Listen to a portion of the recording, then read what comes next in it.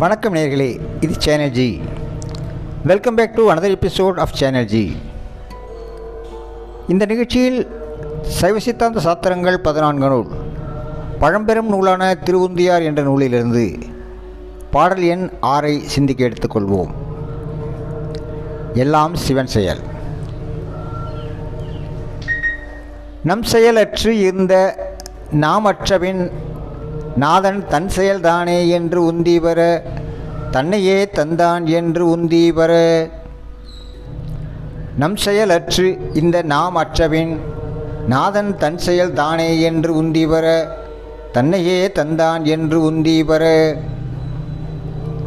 தெளிவுரை. தன்மனைப்போடு நாம் செய்கின்ற செயல்களே நமது துன்பங்களுக்கு காரணமாய் உள்ளன.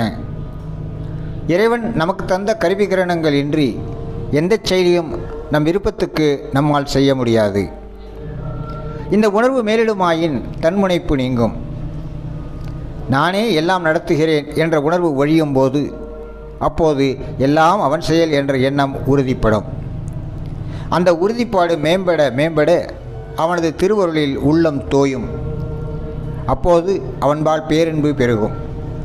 அந்த நிலையில் அவன் நமக்கு பேரின்பப் பேற்றினை தந்து அருள்வான். தருவான் என்று எதிர்காலத்தில் கூறப்பட வேண்டியது விரைவாக தந்துவிட்டான் என்பதை சொல்வதற்காகத்தான். நமது விருப்பம் உலகியல் இன்பால் இருக்கும்போது நமது செயல் தன்முனைப்புடையதாக இருக்கும். நமது விருப்பம் இறைவன் மாட்டு இருக்கும்போது நமது செயல் தன்முனைப்பற்று இறைவன் செயலாக இருக்கும். இதை புரிந்து கொண்டால் வெற்றி நம்பக்கமே.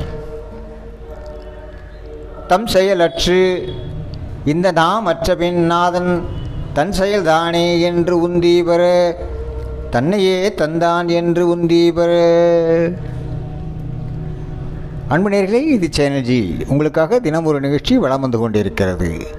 நாளை திருவுந்தியார் பகுதியிலிருந்து அடுத்த பாடலை சிந்திக்க எடுத்துக்கொள்வோம்.